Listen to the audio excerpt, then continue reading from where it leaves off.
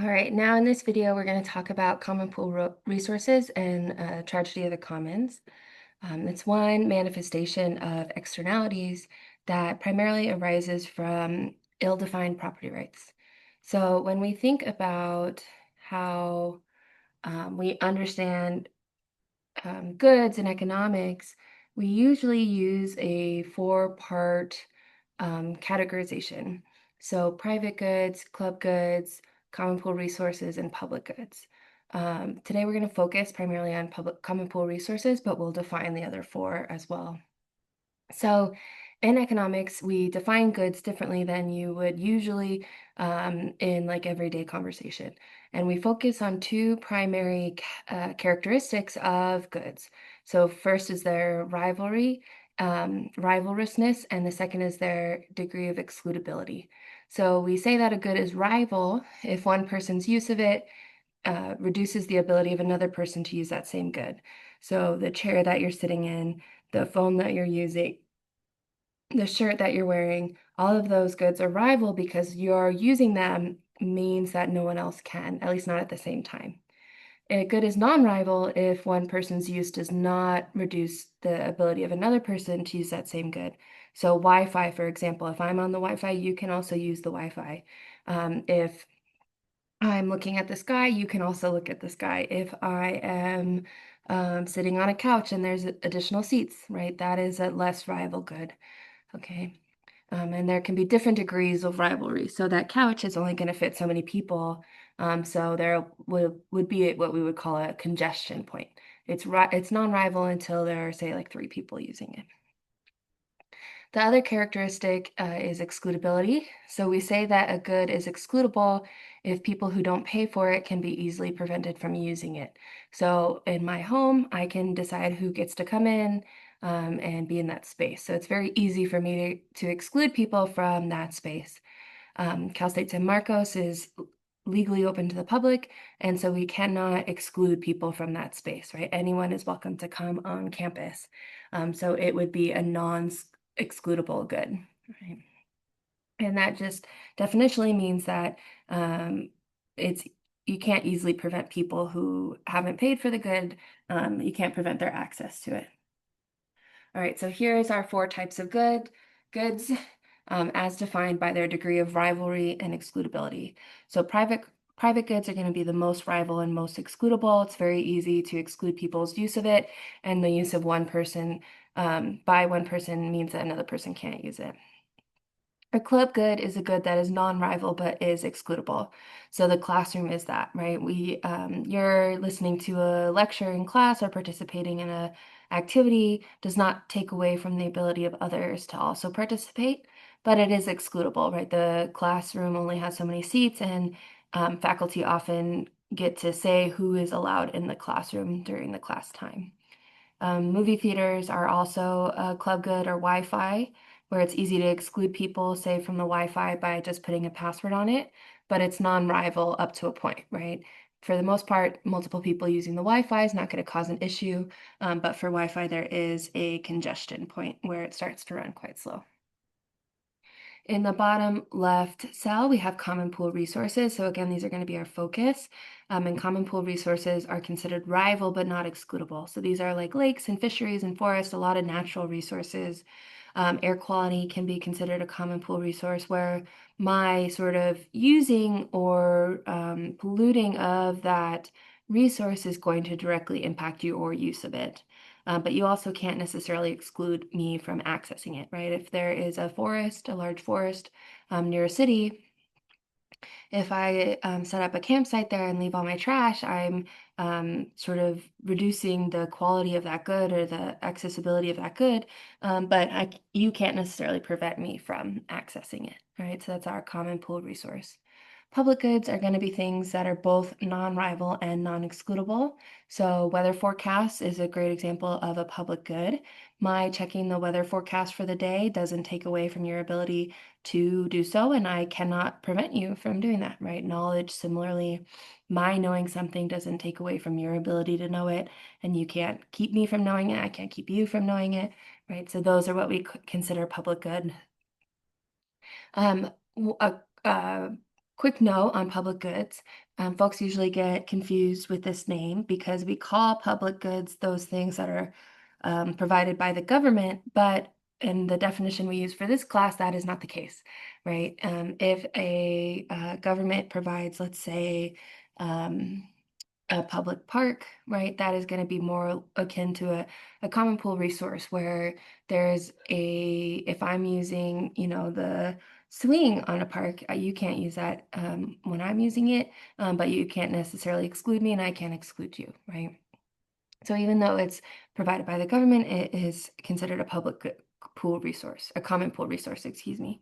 And public goods are only those things that are both non-rival and non-excludable. Um, these are just some additional examples for you. So a private good is going to be something like a cup of coffee, a club good, Wi-Fi, we've already talked about. A common pool resource could be a pasture where farmers take their livestock to graze. And the public good could be, again, the air quality, the view from a mountain, right?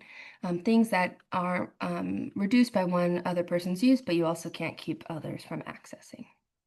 Okay, so we're focusing on common pool resources because we want to consider tragedy of the common situations. So what happens here is with common pool resources, because their use is rival, but you can't exclude people from accessing it, they often become overused. And so we'll see, in the example given in the image, right, too many livestock being placed in the same pasture to graze, especially if it's held in common between multiple farmers, right? They're going to sort of use that pasture until there's nothing left, and it could, potentially get used to the point where it doesn't regrow. And so this tragedy, a common situation, is similar to the types of inefficiencies that we were considering with externalities. Um, Right. Another example for you is how people who visit Plymouth Rock over time have actually caused the rock to be much smaller than it originally was, because each of those visitors would take a tiny piece of it away.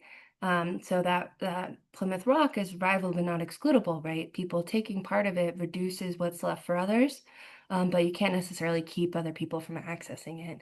But now it has been closed off, and it means that others aren't able to see that part of U.S. history. When it comes to addressing commons problems, um, historically, there have been two buckets, you could say, that proposed solutions have fallen into. The first bucket is government solutions, where people argue that government management of commons is necessary, that without it, people are going to overuse the resource and it's just not going to be used sustainably and we're going to lose out on it.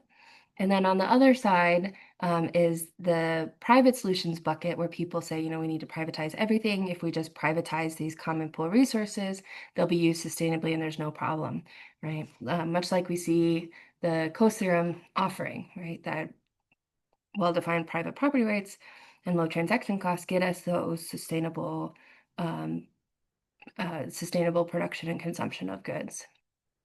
What I really want to emphasize for us here is what is sometimes referred to as this third way that Eleanor Ostrom proposed, especially in her book, Governing the Commons. And her work there is what she won the Nobel Prize for. So for this class, you are being asked to read the first chapter of her book, where she lays out this debate between government management and privatize everything, and discusses how her way is sort of a middle ground between the two, where she proposes that if we look at the common pool resources that exist all over the world, we see them actually used in very sustainable ways most of the time. And what we see is that none of these resources, or very few of them, are actually managed in either government total management or private total management way. Usually there's a blend of reliance on government institutions and private solutions. And so that's what she really emphasizes and she suggests. She says we need to consider first and foremost private solutions that are sort of nested in public institutions. So we could consider a fishery, like she discusses in that book in the chapter 1, where is very prone to being overfished if the fishermen who make their living by accessing and using that resource don't have an incentive to use it sustainably. Right.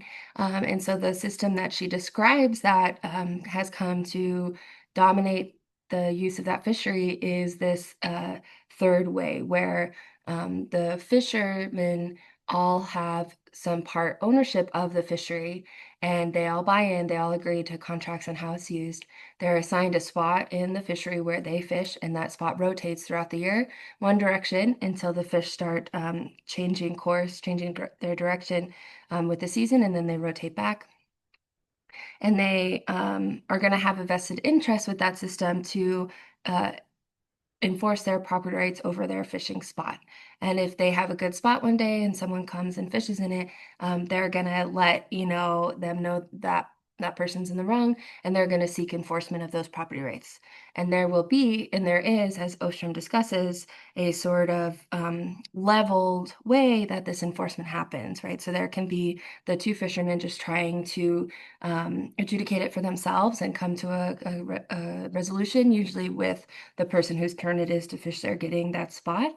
And if that doesn't happen, that person can escalate it up to the fishery management personnel. And then if that still is persisting to be an issue, they can take it up with the courts in Nepal. Right. And so they have reliance on those public institutions, specifically the court system, to give strength and sort of credence to the private solutions that they've crafted. Okay.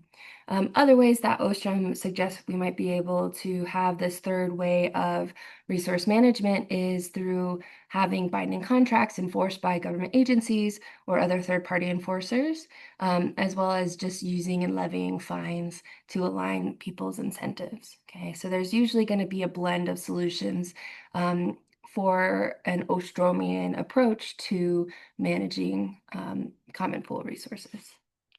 With that, we're going to end here. And then the next video is going to pick up with the practice problems.